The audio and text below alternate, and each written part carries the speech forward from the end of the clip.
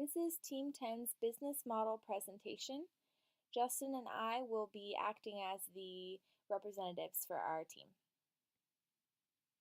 Just as a quick overview of what we're going to do, I'm going to present the business model canvas and some key points that we want to draw your attention to.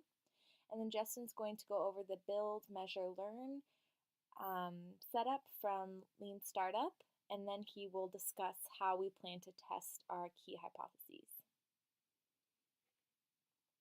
This is our business model canvas. Just as a quick overview, our value proposition is that we will make eating healthy easier, cheaper, accessible, and attainable to our customer segments, which are lower income families and moms specifically, and then also young or single professionals, even college age professionals. We want to have customer relationships that are personalized and dynamic, and our channel would be primarily an app, also social media, or a website. Our revenue streams would be a fee for premium features on the app, and then possible revenue source being advertising within the app. Our key partners are really central to our business model. Grocers, which would partner with us so we could share their inventory and price discounts. Blogger moms or influencers on YouTube or other social media that could promote our app. Our key activities, things we really need to do well, would be finding and making recipes that we can put on our app, collecting data about user preferences so that we can have good personalized customer relationships, as well as adapting to health trends so that we're constantly growing and surprising and delighting our customers. Key resources will be our website and app designer, as well as the sources that we get our recipes from. And then finally, our cost structures would be building and maintaining the app, acquiring customers from marketing, and things like that, and then partnerships with stores and other websites. Some key points that I really want to stress. Our value proposition, we believe that people will pay for the app because it's easy, it's accessible, it puts all these key information points in one place, which is easy access to those healthy recipes and discounts at partner stores. Then our partners are going to be very, very important to this.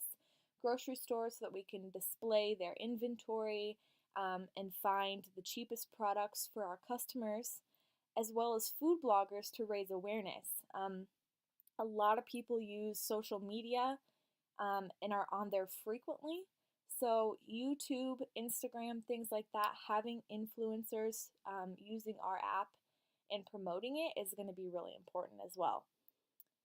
And then our key activities will be recipe development and that healthy trend awareness. Doing that is going to actually help us with our customer growth. That area is really important. We need to be on the breast of those trends and constantly be adapting. The app development is really important because that's where all of those activities are taking place, as well as coordinating with the key partners. We used the build, measure, learn method, a strategy in the Lean Startup for getting product feedback. The first step is to build a minimum viable product which would have just enough to satisfy customers so we can begin testing our product model, which will ultimately lead to the measuring and tuning of our app. Since our customer base at an early stage will mostly be word of mouth, we will focus on the quality of reviews as opposed to how many we receive through surveys, directly asking questions, or giving people the option to reach out to us directly. Next, quantitative data will help us figure out the more statistical information, such as how often users are on the app, what recipes and deals they prefer, customer retention, and more. The last step in this process is learning from the feedback we received. We hope through our surveys, questions, and other forms of feedback, customers can point out what we are missing to improve our product. Qualitative data will show customer responses and the app's usefulness, while quantitative data will help us determine customer engagement. Once we know all these things, we can pivot or pursue as necessary. How will we test our hypothesis?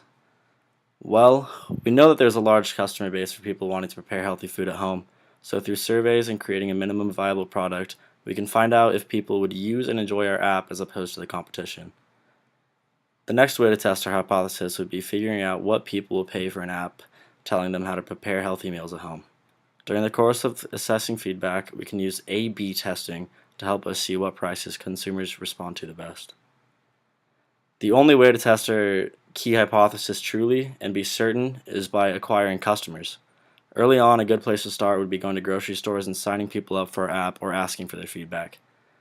Using a chat function or social media would be another way to encourage feedback, and we can measure our success by how many people sign up for the app, download it, or based on their feedback and how likely they are to recommend it to others. Another thing that would greatly help our app and test our hypothesis is if we can partner with grocery stores. We would start with talking to smaller local stores or specialized natural foods grocers, and they could supply inventory for our app at a discounted cost. Thank you.